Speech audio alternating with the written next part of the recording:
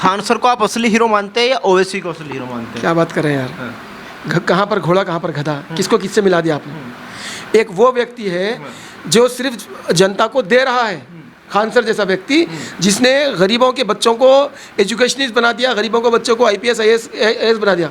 ओवैसी साहब ने कितनों को बना दिया IPS? वो मुस्लिमों का रहनुमा है। क्या बात कर रहे हो यार, जाकर के उनका इलेक्शन कार्ड देखो, घरों पे खटके मारने के बाद 23% हैदराबाद के मुसलमान, जिस हैदराबाद में सबसे ज़्यादा मुसलमान हैं, हमारे मुसलमानों ने 23% टोटल वोटों में 23% में शायद 10-12% भी लोग जो है ना उनको वोट नहीं दिए। बमुश्किल वो जो है ना बोगस सिंह इसके ज़रिए जो 3-3.5 लाख वोट ले नहीं पाए, वो 40 करोड़ के नेता बन जाएंगे। मैं हिंदुस्तानी अरब अब्दुल्ला बिन अली अहमद हूँ, इंजीनियर अली अहमद का बेटा, और हम लोग सऊदी अरब से जमा होकर के हिंदुस्तान आए, और मैं इस दूसरी पीढ़ी का यहाँ का मैं हिंदुस्तानी अरब हूँ। खान सर जिनके बारे में मैं सोशल मीडिया के ज़रिए जानता हूँ, सबसे पहले तो एक बेहतरीन लेक्चरार हैं जो कि बच्चों को UPSC के लिए, IPS IAS के एग्ज़ाम्स के लिए और दीगर बहुत सारे नीट और दीगर चीज़ों के लिए चंद एक सालों से पढ़ाते हुए सारे भारतवर्ष में ही नहीं बल्कि भारत के बाहर भी कई लोगों को जो है ना ये इन्होंने बेहतरीन नॉलेज और बेहतरीन गाइडलाइन दी है, और as a guide, as a tutor, as a educationist ये सारी दुनिया में मशहूर हो गए हैं। खान सर अपनी एजुकेशन के भी बस बिल्कुल यानी कि ऐसे सब जो भारत में जो गरीब हैं और निचले स्तर के हैं, जिनको तालीम के मामले में पैसा जो है ना उनके लिए रुकावट बनता था, उन्होंने इन सब चीज़ों को दूर करते हुए जो भी बेहतरीन टैलेंटेड एजुकेशन हासिल करने वाला बासलाहियत लड़का या लड़की होगी, उनके लिए सस्ती तालीम के लिए उन्होंने कई ऐसी बुक्स बनाई हैं जो मुख्तलिफ़ टेस्टों में भी कामें आती हैं, और उसको यूज़ करते हुए कई नौजवान, कई युवा जो है ज़िंदगी में बहुत अच्छी तरह से वृद्धि कर रहे हैं, कामयाबी से आगे बढ़ रहे हैं। अब वहाँ पर वो इस बार एक बेहतरीन नया काम कर रहे हैं, जो काम को हमारे लीडर्स को करना चाहिए। एक ऐसा काम जो हमारे लीडर्स नहीं कर रहे हैं, वो काम अगर खान सर कर रहे हैं तो उसके ऊपर क्रिटिसिज्म होगा। क्रिटिसिज्म इसलिए होगा कि खान सर जैसे लोग जो सोसाइटी को योगदान देते हैं, अगर इनके काम करने से लोग अगर इनकी तरफ आकर्षित होंगे तो कुछ पॉलिटिशियंस को, कुछ लीडर्स को इस बात का भी डर होता है कि कहीं ये हमारे क्षेत्र का MP ना बन जाए, MLA ना बन जाए। लेकिन मैं जहाँ तक मुझे पता है, खान सर एक बेहतरीन एजुकेशनिस्ट है, एक बेहतरीन इंसान है। जिस तरह से उन्होंने स्वामी प्रेमानंद जी महाराज के बारे में जो बातें उन्होंने अपने विचार रखे हैं, बताए हैं, जिस तरह से वो एक हॉस्पिटल के निर्माण के बाद और दूसरे हॉस्पिटल से स्टार्ट कर रहे हैं। आपको मालूम होना चाहिए कि इनके डायलिसिस सेंटर के बारे में आपने खुद बोला कि 400 रुपये में यहाँ पर डायलिसिस होता है। एक महीने का डायलिसिस का जितना खर्चा होता है ना, ओवैसी हॉस्पिटल में एक महीने की पार्किंग की उतनी फ़ीस है, जहाँ पर सिर्फ एक घंटे के जो है ना 30 से 40 रुपये जो है ना वहाँ पर पार्किंग के लिए लिए जाते हैं। ओवैसी के हॉस्पिटल में असरा हॉस्पिटल जो निज़ाम फैमिली का है, वो भी इन लोगों ने ले रखा है।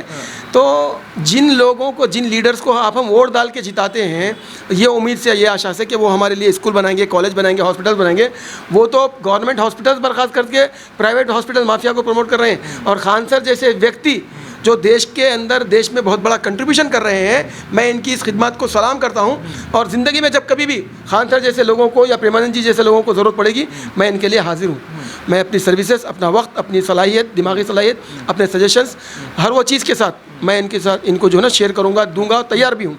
अगर कभी खान सर भी इस बात के लिए बताएंगे या कभी कोई ब्लड बैंक लगाएंगे तो मैं इंशाल्लाह कहीं पर भी हूँ हिंदुस्तान में, वहाँ पर पहुँचूँगा और अपना जो है ना खून दूँगा। और ये ही नहीं, क्योंकि हमारे देश में अगर खान सर इतना बड़ा काम कर रहे हैं, जब हॉस्पिटल है, अगर वो हॉस्पिटल प्रोग्रेस करेगा तो वो शायद वहाँ पर ऑपरेशन होंगे, मुख्तलिफ चीज़ें होंगे, ब्लड कैंप भी अगर हो सके तो हम कंडक्ट करेंगे। मैं हमारे हिंदुस्तानी अरबों के ज़रिए 1000 नहीं बल्कि 10,000 लोगों का भी जो है ना ब्लड डोनेशन जो है करवाऊँगा। खान सर को आप असली हीरो मानते हैं या ओवैसी को असली हीरो मानते हैं? क्या बात कर रहे हैं यार, कहाँ पर घोड़ा कहाँ पर गधा, किसको किससे मिला दिया आपने। एक वो व्यक्ति है जो सिर्फ जनता को दे रहा है, खान सर जैसा व्यक्ति जिसने गरीबों के बच्चों को एजुकेशनिस्ट बना दिया, गरीबों के बच्चों को IPS IAS बना दिया। ओवैसी साहब ने कितनों को बना दिया IPS? वो मुस्लिमों का रहनुमा है।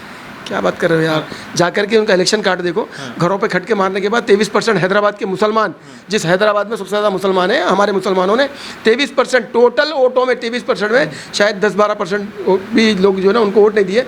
बमुश्किल वो जो है ना बोगस सिंह इसके ज़रिए जो 3-3.5 लाख वोट ले नहीं पाए, वो 40 करोड़ के नेता बन जाएंगे।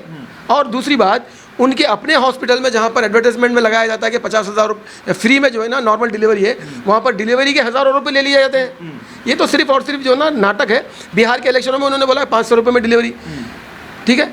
कभी ये जो है ना 15 मिनट के 15 बॉटल खून दे देने की बात करते हैं, कभी ये जो है ना लोगों को बोलते हैं कि 15 मिनट हट जाओ। ये लोग कभी जनता का उद्धार कर सकते हैं? अगर इन्होंने अगर किसी चीज़ में प्रोग्रेस किया है तो हिंदू और मुसलमानों में नफरत बढ़ाने में प्रोग्रेस किया है। रही बात खान सर की, खान सर जैसे कि मैंने आपसे बोला कि खान सर डायलिसिस के 1000 रुपये के बजाय या 4000 के बजाय सिर्फ 400 रुपये ले रहे हैं। ओवैसी जी को करके बता दो, बोलो जो खान सर जो काम कर रहे हैं ना वही काम ये करके बता दो, बोलो इनकी जान निकल जाएगी, लेकिन ये करेंगे नहीं। जिनकी अपनी सिर्फ साइकिल की पार्किंग में जो 1 घंटे के 30 रुपये ले लेंगे, 40 रुपये ले लेंगे, वो आप हिसाब लगाइए 12 घंटे के कितने हो गए, 20 रुपये से 10 घंटे के कितने हो गए, 200 हो गए। अगर 200 से 10 दिन के कितने हो गए, 2000, यानी कि 1 महीने की तो खाली वो साइकिल के फीस 6000 रुपये लेते हैं। और खान सर जो है ना महीने भर में अगर 10 भी अगर डायलिसिस पेशेंट के लिए 10 ट्रीटमेंट भी करेंगे तो 10 ट्रीटमेंट के 4000 नहीं होते। यानी कि ओवैसी जी के हॉस्पिटल में सिर्फ साइकिल भी रख दो आप तो 6000 रुपये महीना भरना पड़ेगा। और खान सर के पास अगर 1 महीने के लिए भी अगर डायलिसिस के लिए जाते जाए पेशेंट तो मात्र 4000 रुपये 10 मरतबा जाने। विरोधियों के लिए क्या कहना चाहेंगे जो लोग विरोध कर रहे हैं? विरोधियों के लिए मैं ये कहूँगा जो अपोजिशन या अपोज कर रहे हैं खान सर का, खान सर की शख्सियत ऐसी है, एक फलदार दरख्त है, फलदार दरख्त पे पत्थर आते हैं, लेकिन फिर भी मैं इन विरोधियों को ये बोलूँगा खान सर एक फलदार दरख्त है, इस फलदार दरख्त का फल खाइए। यानी कि ये अगर इंस्टीट्यूशन डाल रहे हैं एजुकेशन, उसका फ़ायदा उठाइए, तुम्हारे बच्चों को भी भेजिए। ऐसी बोलता है मैं भारत माता की जय नहीं बोलूँगा, लेकिन मैं जय भीम बोलूँगा। क्यों? क्या डॉक्टर बाबा साहब अम्बेडकर जो है ना उनको जय भीम बोलना जो है ना वो गलत नहीं हुआ? वो भी तो नहीं है ना दुनिया में। अब रही बात भारत माता की जय, इन्होंने बोला कि नहीं बोलना है, मैं साबित कर देता हूँ आपको। कुरान से साबित करूँ, हदीस से साबित करूँ? लीजिए साबित करता हूँ। जब इंसान मर जाता है तो उसके बारे में बोला जाता है कि हम मिट्टी से निकले हैं, मिट्टी में हमको जाना है और क़यामत के दिन फिर मिट्टी से उठना है। वमिन्हा खलक़नाकुम वमिन्हा नुख़रिजुकुम तारतन उख़रा, ये बोला गया अरबी में। अब मेरी इस आयत को अगर मैंने कहीं पर कोई कमी पेशी की है, असद ओवैसी और दूसरे बिरयानी उलमा मेरी इस आयत के बारे में और आप वाज़ेह तौर पर खोल के बता करके दुनिया को बता दें कि असद ओवैसी ने धरती माँ के बारे में, जैसे कि भारत माता की जय, तो भारत माता का मतलब क्या हुआ? हम जिस मिट्टी से पैदा होते हैं, क्या हमारे उलमाए कराम को ये बात नहीं पता है कि हम ईश्वर ने हम सबको मिट्टी से पैदा किया है? फिल्म में कई गाने हैं, ऐ माटी के पुतले तुझे कितना घुमंड है। तो हम मिट्टी से पैदा हुए हैं, इसीलिए मिट्टी को हमारी माँ बोला गया है। और अगर भारत की धरती को अगर धरती माँ बोला जाता है या भारत माता बोला जाता है तो अरब की सरजमीन को भी बोला जाता है, अरब की सरजमीन को भी मादर वतन बोला जाता है। तो ये जो है ना मैं नहीं बोलूँगा, अगर असद ओवैसी ने बोला तो असद ओवैसी के बोल देने का जो ना आप ये ना समझ ले कि इसने सच बोल दिया है। सीधा एक लाइन में समझाइए, भारत का 80% मुसलमान भारत माता की जय क्यों नहीं बोलते, क्या वजह है? 80% मुसलमान को सबसे पहले तो इस्लाम धर्म की नॉलेज नहीं है। और कई लोग जो है अपने आप को मुसलमान बोल लेते हैं लेकिन उनको कुरान ही नहीं पता है। अभी कल ही ये मस्जिद में भी एक तमाशा हो गया था, जिनके बच्चों को जो लोग अपने बच्चों को पढ़ा रहे हैं वहाँ पर, जो गरीब बच्चों को ला करके उनको ला करके सिर्फ बिज़नेस कर रहे हैं, जबकि उन बच्चों को कुरान में अरबी में जो पढ़ा जा रहा है, एक लड़के का नाम था आदिल, उसको उसके नाम के माने नहीं मालूम, जबकि आदिल का मतलब होता है इंसाफ करने वाला। एक लड़का था शाकिर, उसको उसके नाम के ही माने नहीं मालूम है, जबकि शाकिर का मतलब है भगवान का शुक्र करने वाला। और एक लड़के का नाम था आबिद, उसको खुद के नाम के मायने नहीं मालूम। तो यहाँ पर तो बच्चों को और बड़ों को ऐसी तालीम दे दी जाती है, सिर्फ अरबी में पढ़ा दिया जाता है। अगर जैसे कि मैं अगर आपको बोलूँ कि जैसे कि कुरान की एक आयत है वो बोल दूँ तो आपको नहीं समझ में आएगा। जैसे कि अल्लाह रब्बुल इज़्ज़त फरमा रहे हैं कि या अय्युहल्लज़ीना आमनू व इज़ा नूदिया लिस्सलाति मिन यौमिल जुमुआ फसअू इला ज़िक्रिल्लाहि व ज़रुल बै। क्या आपको उसका मतलब पता है? उसी तरह से मुसलमान को भी पता नहीं है। आप हिंदू हैं, आपको पता नहीं है, उनको भी इसलिए पता नहीं है क्योंकि उनको तो अरबी का ज्ञान ही नहीं आता। लिहाजा किसी भी धर्म को समझना और जानना है तो उसका अपनी ज़बान में, आपकी भाषा में, हिंदी भाषा में ज्ञान लेना चाहिए। तो मैंने इस मस्जिद के भी लोगों को बोला कि मैं कुरान जो है ना हिंदी में तर्जुमे के साथ ला के दूँगा। तो अबे तू क्यों ला के देगा हमको, तू अब समझाएगा? अरे भाई आप जिस भाषा में जानते हो पहले कुरान को समझो, क्योंकि अल्लाह रब्बुल इज़्ज़त कुरान करीम में फरमा रहे हैं, इस कुरान करीम को हमने जो ना इंसानों के लिए भेजा है, ज़ालिकल किताबु ला रैब फ़ीह हुदल लिल मुत्तक़ीन। वो किताब है जो सारे इंसानों को जो ना सही राह दिखाती है, जो तक़वा इख्तियार करते हैं ना, कि परहेज़ करते हैं बुराई से।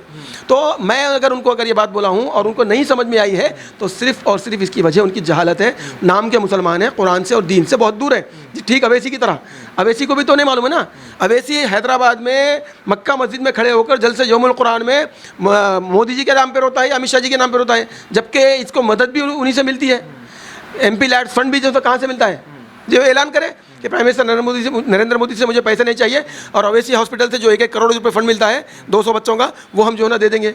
इसके जेबों में इनकमिंग फ्री है आउटगोइंग कुछ भी नहीं है इसके पास, ये सिर्फ पैसा जमा करना चाहता है। और खान सर जैसे लोग जो है ना, छोटे से पैसे को बड़ा करते हुए जनता के सुधार में, समाज सुधार में कैसे लेना है वो जानते हैं। अगर ये बात भी ताज्जुब की नहीं है कि कल आने वाले दिन में जो ना असद ओवैसी खुद खान सर जैसे लोगों के कामों में बाधा डाल दे, ताकि इनकी जो जय जयकार होती है, मुसलमानों के बहुत बड़े लीडर हैं। कह रहे हैं कि खान सर भी बिजनेस कर रहे हैं, वो बच्चों को पढ़ा के कौन सा फ्री में पढ़ा रहे हैं। अच्छा ठीक है, खान सर जितने में पढ़ा रहे हैं आप पढ़ा के बताइए। खान सर बिजनेस कर रहे हैं ना, खान सर जितने सस्ते में पढ़ा रहे हैं और जितनी ये मॉडर्न और वर्थी एजुकेशन देते हैं, आप देखिए बता दीजिए। ये सिर्फ बोलने वाले लोग हैं, खाली खड़ा बहुत बचता है, इनके सिर्फ बोलने से कुछ नहीं होने वाला है, करके दिखाना चाहिए उनको। जैसे कि ओवैसी के बारे में मैंने बोला, ये बहुत बोल वचन तो करते हैं, 30 साल से जो ना मैं चैलेंज करता हूँ, एक पीजी कॉलेज इन्होंने नहीं बनाया, एक हॉस्पिटल इन्होंने बनाया, और जो हॉस्पिटल हमारी कौम का था उसको भी इन्होंने ओवैसी का नाम दे दिया। मैं इस बात पर चैलेंज करता हूँ आपके चैनल के माध्यम के जरिए कि ये बताएं कि पिछले 30 साल में जो फंड लिया है, डोनेशन किसको बोलते हैं हिंदी में? चंदा ज़बरदस्ती लिया जाता है, गला पकड़ के लोगों को घर भेजना पड़ रहा है इनको चंदा देने के लिए। भाई साहब, सारे देश की जनता को बोल रहा हूँ मैं, लोगों को अपने घर भेज देने पड़े हैं बेटे बेटियों को डॉक्टर बनाने के लिए, इनके 1 करोड़ चंदे के लिए। ऐसी कई मिसालें हैं। मैं ये जानना चाहता हूँ आपके टीवी चैनल के माध्यम से प्राइम मिनिस्टर नरेंद्र मोदी जी और अमित शाह जी और ईडी से कि इन्होंने पिछले 30 साल में कितने हज़ार करोड़ जमा कर लिए, कितने लाख करोड़ जमा कर लिए इंजीनियरिंग कॉलेज से, डिग्री और आपके मेडिकल कॉलेज से, और इसके अलावा हैदराबाद की जो लगभग 75-80 हज़ार वक्फ बोर्ड की जो ज़मीनें गायब हो गई हैं। हैदराबाद में 20 या 22 तालाब थे, आज वो जाकर के सिर्फ 4 बच गए हैं। बाकी ये कौन खा गई? ज़मीन खा गई, आसमान निकल गया। वहाँ पर तो इनके पार्टी के लोगों ने कॉलोनियाँ बना दी, जिसकी परिणाम स्वरूप वो जो बारिश का पानी जो तालाबों में रहता था, घरों में, लोग बोल रहे हैं घरों में पानी आ गया, घरों में पानी नहीं आया, तुम खुद तालाबों में चले गए। ये सारी बुरे हालात हमारे हैदराबाद में है, लेकिन हमारे देश का मीडिया वर्क उसको नहीं बताता। और ओवैसी जी को बोलता है कि भाई भाईजान, कहीं किस बात का भाईजान है बे तू? किसी बात का भाईजान नहीं है।